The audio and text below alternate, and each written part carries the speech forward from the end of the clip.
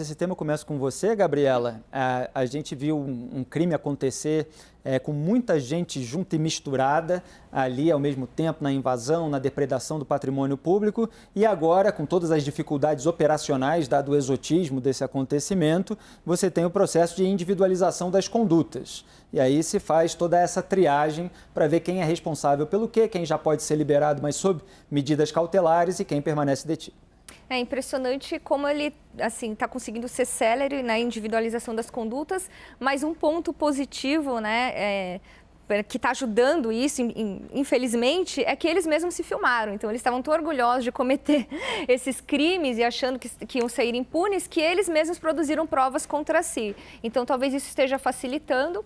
Mas aí, comentando um pouco da decisão de hoje, o que muito se tem comentado aqui no mundo jurídico, hoje, nossa, eu tive várias discussões com colegas, foi sobre enquadramento como ato terrorista, né? Porque houve uma ampliação do tipo, né, penal, né? A lei antiterrorismo brasileira é muito mal redigida, na minha avaliação e de outros colegas meus, no sentido de que ela diz o seguinte, que para ser ato terrorista, a motivação precisa ser por razões de xenofobia, discriminação racial, de etnia ou de religião. E nos casos, pelo que a gente vê, as motivações são políticas.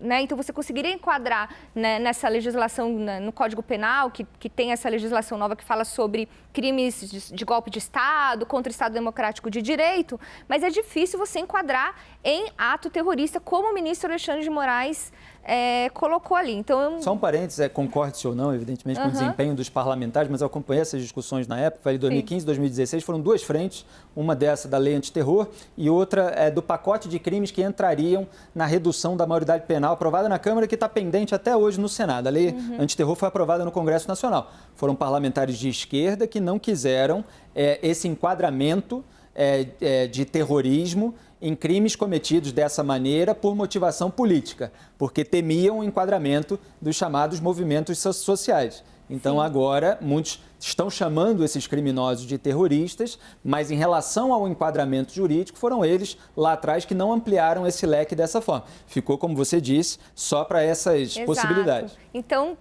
até existe realmente essa discussão, mas como é que melhoraria a lei? Está mal redigida, existe sim esse medo de que, olha, se colocar por motivação política pode atingir qualquer ato político, então teria que pensar no modelo aí, né, dos organismos internacionais, como é que eles lidam com isso, teria que fazer uma nova discussão, mas o fato é que hoje, né, se a gente for extremamente garantista, o ministro Alexandre de Moraes está fazendo uma ampliação, assim, uma interpretação muito ampla de uma lei que não permitiria. Eu acho que, né, tem tantos outros dispositivos em que esses atos podem ser enquadrados. A gente pode falar em terrorismo sob o ponto de vista sociológico, político, mas penso que no caso dos autos em si, deveria ser utilizado outras legislações, como, por exemplo, o atentado ao Estado Democrático de Direito, o golpe de Estado, que está lá no Código Penal, não tem problema nenhum, eles vão ter penas ali de até 12 anos.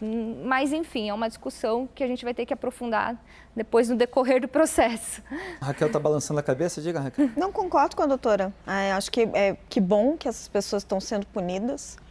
A gente espera mesmo esse tipo de punição, não só a quem depredou, mas a quem financiou, a quem politicamente instigou tudo que aconteceu em Brasília, mas é preciso que o ministro Alexandre de Moraes tenha bastante cuidado. E o enquadramento contra o terrorismo, ele não é nem controverso, né, doutor? Hoje ele não está previsto em lei, e essa é a lei que nós temos. Então, seria melhor que ele estivesse sendo mais garantista nessa questão. É porque tem um item ali que prevê algo contra prédios, instituições públicas, etc. Mas ele está subjugado ao caput do artigo que fala só nessas hipóteses citadas pela Gabriela e não na motivação política, que tem um item, aliás, excluindo essa possibilidade expressamente. Já tem outros crimes, para que abrir essa brecha? Agora, que ele cita...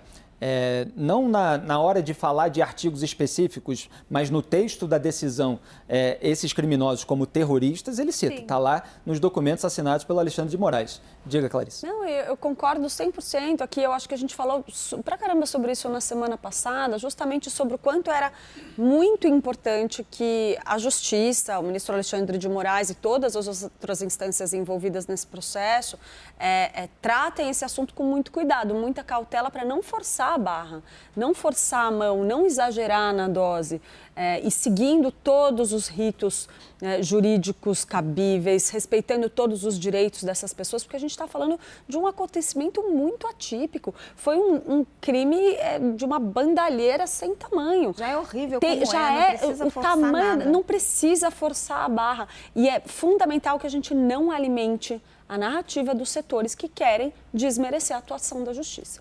Daniel, para a gente concluir. Só uma dúvida rápida para a doutora Gabriela. Diante do volume tão alto de processados depois dos atos de 8 de janeiro, a senhora acha mais conveniente que esses processos sejam julgados no STF pelo próprio ministro Alexandre, no âmbito dos inquéritos instaurados por ele, ou acha que a gente daria mais celeridade se fossem remetidos para a primeira instância? Aí a gente teria, obviamente, o prejuízo de que a gravidade foi muito intensa, né? Foram atentados contra as instituições e contra a democracia, portanto, justificaria o Supremo julgar. Mas a senhora acha que daria mais celeridade, talvez, se fosse remetido para a primeira instância? Porque eles não têm foro privilegiado no Supremo Tribunal Federal, né? Então... Acabou dando um jeito por causa do inquérito, que já existia aquele inquérito, né, para apurar as agressões do Estado Democrático de Direito anterior, e aí acabou puxando. Mas eu penso que na situação que a gente tem agora, e que um dos crimes que estão sendo investigados é de organização criminosa, é melhor concentrar, porque são atos, são correlatos. Então, se você desmembra tudo e não tendo um controle principal, fica muito difícil você investigar, né, qual foi a participação na organização criminosa, na quadrilha ali, porque a gente pode falar que foi uma quadrilha, né, uma organização criminosa que cometeu em conjunto esses crimes. Então, penso que da forma como está é melhor, mas se vocês repararem na decisão, ele delega, por exemplo, a responsabilidade para averiguar se eles estão, no caso dos que foram liberados, que estão com medidas diferentes da prisão, ele delega para o juízo da execução da comarca em que eles vão cumprir. Então, por exemplo, quem está em prisão domiciliar, lá está com tornozeleira, então quem vai investigar, então ele vai ter uma assessoria de alguma forma dos juízes dos estados. Né? Então, os que estão presos ficam sob a ingerência dele, mas os que estão nos estados vai ter lá o juiz da execução penal respondendo para ele. Acho que dá para organizar desse jeito. E, Gabriela, tem uma curiosidade que eu acho que é comum e se aplica.